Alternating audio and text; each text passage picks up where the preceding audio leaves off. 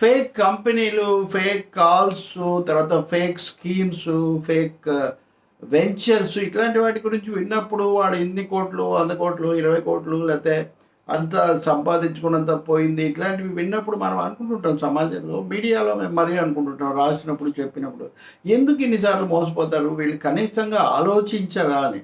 దురదృష్టవశాత్తు మీడియాలో అనేక మంది సోదరులతో మిత్రులతో కూడినటువంటి మీడియాలో కూడా అవే ట్రిక్స్, అవే ఎత్తుగడలు ప్రయోగించటం అన్నది చాలా బాధ కలిగిస్తుంది. నేను మీడియా మాయాజాలం అనే పుస్తకం రాశాను, మీకు తెలుసు.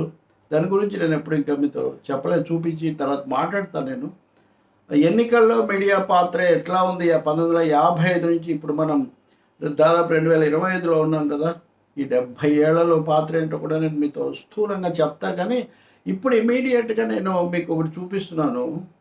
ఇది లోక్నీతి సిఎస్డిఎస్. లోక్నీతి సిఎస్డిఎస్కు సంబంధించి వచ్చిన ఒక ఫేక్ న్యూస్ గురించి ఈ 2 రోజుల్లో మనం వింటున్నాం. ఫేక్ అనండి, నిజమనండి, లేకపోతే ఒక కొంచెం రాంగ్ ఇంప్రెషన్ ఇచ్చే ఒక ప్రయత్నం అనండి. అందులో ఏంటి ముఖ్యంగా సిఎస్డిఎస్ తరఫున తాము చేసినటువంటి సర్వేలో తెలుగుదేశానికి మొగ్గు కనిపించింది అని సంజయ్ కుమార్ అని ఆయన చెప్పినట్టుగా, దానికి ఆయన ఐ థింక్ నిన్న కూడా ఆయన ఎన్డీటీవీలో మాకు కూర్చున్నారు, దాని బాధితుడు ఆయన చెప్పినట్టుగా ఒకటి వచ్చింది. ఆ తర్వాత ప్రొఫెసర్ వెంకటేష్, మేము అది డేటా ఇంకా మేము దాన్ని మథనం ఇంకా చేయలేదు, దాన్ని విశ్లేషించలేదు. కాబట్టి దాని ఆధారంగా అయితే ఆయన చెప్పింది నేను అడిగాను. నేను నా వ్యక్తిగత అభిప్రాయం చెప్పానే కానీ నేనేమి ఆ డేటా ఆధారంగా చెప్తున్నానని నేను చెప్పలేదు అని ఆయన అన్నారు అని వార్త వచ్చింది. అదే అంతకుముందు కూడా 2-3 ఫేక్ స్టోరీస్ అవి వచ్చాయి. అవి నేను చెప్పినప్పుడు ఎంతసేపు మీరు ఒక టీడీపీ వే చెప్తున్నారు, వైసీపీ వే అంటే అవి కూడా మీరు చెప్తే నేను వాటిని తర్వాత చెప్తాను. కానీ నేను ఆ విషయం చూస్తుంటే ఏమైనా ఉన్నాయేమో వీళ్ళు కూడా చెప్దాము వైసీపీ అని ఉంటే తర్వాత చెప్తా నేను. కానీ దానికంటే కూడా ఇదే లోక్నీతి సిఎస్డిఎస్ గురించి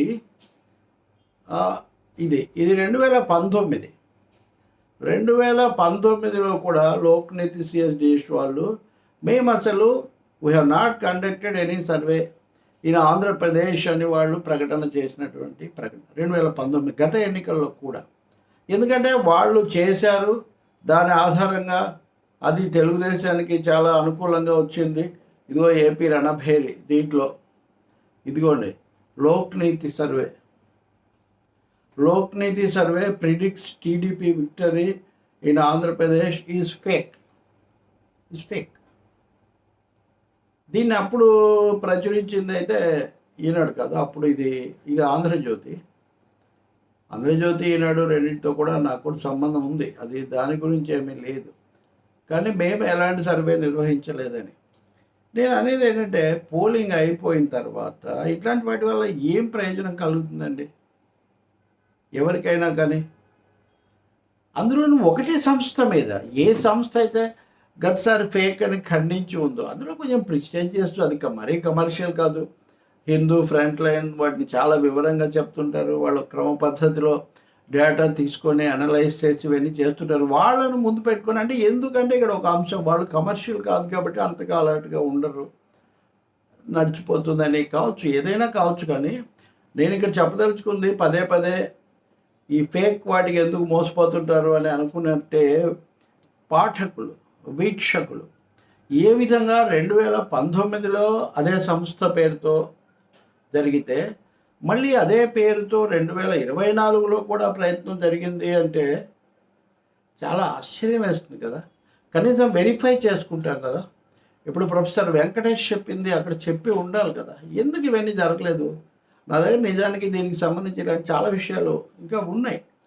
ఎందుకు చెప్పడం లేదంటే, ఎవరు మీడియా మిత్రులు లేకపోతే సంస్థలు నొచ్చుకోవటం కోసం నిజాలు దాచిపెట్టకూడదండి. ఎప్పుడు ఉన్నది ఉన్నట్టు చెప్పండి. బీజేపీ ఇంకా నేను ఎన్డీటీవీ చర్చలు కూడా ఆసక్తికరమైనవి ఉన్నాయి. నిజం చెప్పాలంటే నా దగ్గర ఈ సమయంలో మనం తప్పకుండా మాట్లాడుకోవాల్సిన టాపిక్స్ ఒక 25 ఉన్నాయి. కొంతమంది నా మీద నేను ఏదో పెద్ద చాలా ఎక్కువగా, అదేం కాదండి. నాకు ఒక 5 నిమిషాల్లో రాయటము, మాట్లాడటము, పాట కట్టడము, ఈ పాట పాడటము, కవిత చెప్పడం అన్నీ కూడా తెలుసు. నేను ప్రజాశక్తిలో ఈ నెల రోజుల నుంచి కవితలు రోజు రాశాను. అవన్నీ మీతో నేను పంచుకుంటా. అవి కలం బాణాలు, ఎన్నికల బాణాలు అని పేరు పెడుతుంటా వాటికి. అందులో అన్ని పార్టీల మీద రాశానండి. అది మీరు తెలుసుకోవడానికైనా నేను వాటిని చదివి వినిపిస్తా. కానీ ప్రస్తుతానికైతే ఇట్లా లోక్ నీతి సిఎస్డిఎస్ పేరుతో 2 సార్లు 2 ఎన్నికల్లో వరుసగా తెలుగుదేశానికి అనుకూలమైన ఒక చిత్రం ఇవ్వడానికి జరిగిన ప్రయత్నం మటుకు మనం తెలుసుకుందాం. జాతీయ స్థాయిలో ప్రశాంత్ కిషోర్ అవన్నీ మనం ఎట్లాగూ చూస్తున్నాం కాబట్టి ఇక్కడ తెలుగుదేశం పాత్ర ఏముంది? ఆ సంస్థ మీడియా. కాబట్టి ఇదేదో వాళ్ళని నేనే అంటున్నట్టు వాళ్ళని భావించాల్సిన అవసరం లేదు. నేను మీడియా గురించి మాత్రమే చెప్తున్నాను. అవసరమైతే రాజకీయ పార్టీల పాత్ర ఉంటే అది మళ్ళీ తర్వాత చెప్పుకోవచ్చు మనం. అందుకే మీరు వినదగును ఎవ్వరు చెప్పినా వినినంతనే వేగపడక వివరించదగును కని కళ్ళ నిజము తెలిసిన మనుజుడెపో నీతిపరుడు మహిళ సుమతి. కానీ వినండి, విన్న తర్వాత హడావుడి పడకుండా వివరణగా చూడండి. అది అయిన తర్వాత కని కళ్ళ నిజం, అందులో నిజం ఎంత అబద్ధం ఎంతో తెలుసుకోండి. దాని నేపథ్యం ఎంత, గతంలో ఏం జరిగింది కూడా తెలుసుకోండి. ఇప్పుడు ఒక బటన్ నొక్కితే వచ్చేస్తాయి కదా. ఇప్పుడు ఇంత మంది యూట్యూబ్ దీని మీద మాట్లాడేవాళ్ళు వీళ్ళందరూ ఇవన్నీ మీకు కూడా అందుబాటులో ఉన్నాయి కదా. నేను ఇంకొకటి మటుకు చెప్పి ఇప్పుడు ముగిస్తాను.